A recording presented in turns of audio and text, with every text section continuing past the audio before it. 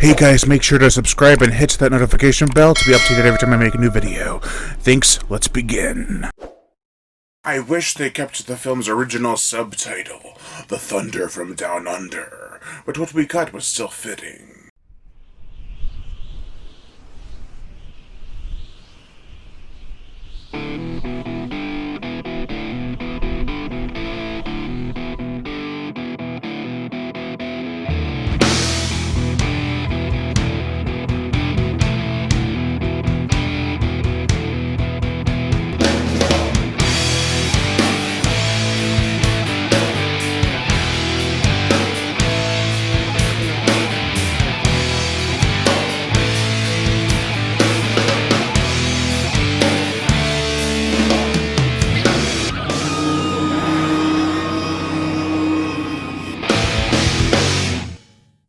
Tremors 5, Bloodlines. This is the 2015 sequel that came out 11 years after the last movie. The plot. Bert has been just filming his podcasts, trying to teach people how to survive in the desert, and, he gets interrupted by none other than Travis Welker. The introductions could go better, but so then they get another visitor, Travis Van Wyk, who is trying to hire Bert Gummer to bring him out to Africa and hunt some ABs and graboids. Seems legit. Now it's a hunt with barely any weapons and a cranky bird. So it's another new location, much like in Tremors 2. Cool. This is a big in scope and scale kind of movie. Director Don Michael Paul, who previously had worked on Lake Placid in the final chapter, really gives it his all for this movie. For the characters, we have Bert Gummer, played yet again by Michael Gross. He's Bert Gummer. He's in the zone, even after 11 years. He hasn't lost his touch. He might be bald, but that doesn't change the character. The as-before-mentioned Travis B. Welker, played by Jamie Kennedy from Scream, is Travis B. Welker. He's a modern hipster kind of guy.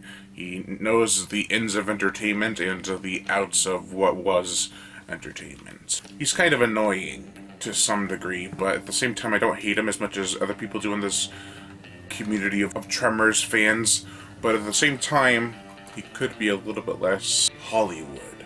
Johann Dreyer, played by Brandon Aurette from Six-Headed Shark Attack, Rogue 2020, The Scorpion King, Book of Souls, and Planet and Empire of the Sharks. He's in a lot of shark movies. Is just the field guy.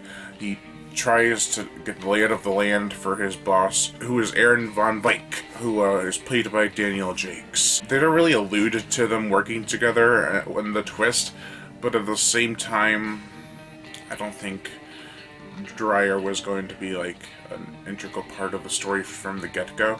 He was just there to be like, oh, I survived the first encounter with these ABs, so yeah, I should stick around for a little bit to tell people about it. Dem Bravers, the pilot, played by Ian Roberts, should have been in more of the movies because he's a lot of fun. He definitely has a personality bigger than himself, which he's a big guy regardless, so he's wild. Dr. Nadie Montabu, played by Pearl Thusi, or Thussi, however you want to say it, is the village nurse.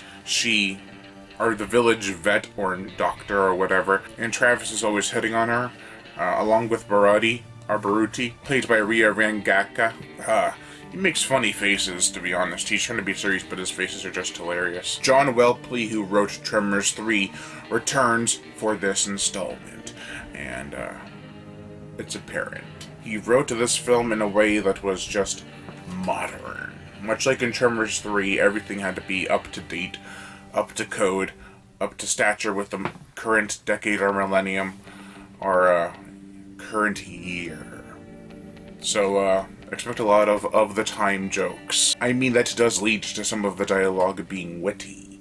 Perhaps too witty when it comes to Jamie Kennedy's character. If you have watched Tremors 1 to 4, and even the TV series, you'll notice there's a huge difference in quality. This is just the next logical step in the franchise. There's just better equipment to work with, a la cameras and software. The gore, the effects, we get a lot of the orange stuff, some human blood splatter and a severed arm, and a bit more. It's not terribly gory, but it is also PG-13, which it surprisingly has any gore at all. The visual effects are impressive given this is a low-budget adventure. I heard it was even less than any of the other Tremors movies. The graboids move like a worm. They have loose skin which shifts with every movement, which is natural. Like a real-life big animal. The ABs are totally redesigned, even more so than the graboids. They're the African variety, which doesn't make sense why they appear in the next two movies, but you know. The ABs are interesting to look at. They don't have a face, they just have a mouth. Kind of weird. The motion picture soundtrack, Frederick Weidman, who also composed The Hills Run Red, Hostel Part 3, Lake Placid at the Final Chapter, and Doom Annihilation, does some fitting music for this movie. It helps that the film feels epic and traditional with its African chanting beats, and the flute work. Overall, this is a solid venture into the Tremors franchise. It has a sharp presentation, fun characters with decent dialogue, save for Bert, who's the best character in the whole movie again. Some decent gore, mostly from creatures, though. Solid effects and a good pace. It's about an hour and 40 minutes, and it's rarely bored me. Maybe it did sometimes with scenes like where Travis is looking through the cave and other stuff like that. It was a little slow there. I say turn this one on and really try to accept it for what it is. A new age Tremors movie. Think of it like Tremors 3. Overall, I give Tremors 5 Bloodlines a 3 out of 5. Thank you all for watching, and I am Brian Gatto, the horror show host. Make sure to like, comment on, as well as share this video. Like my Facebook fan page and support me on Patreon, or even $1 a month will help keep this channel going on strong, and I'd greatly appreciate it. Plus you'll get access to body counts and other music videos that you can't get on YouTube because of copyright and age restriction. Also hit that notification bell to be notified every time I make a new video, and as always, subscribe.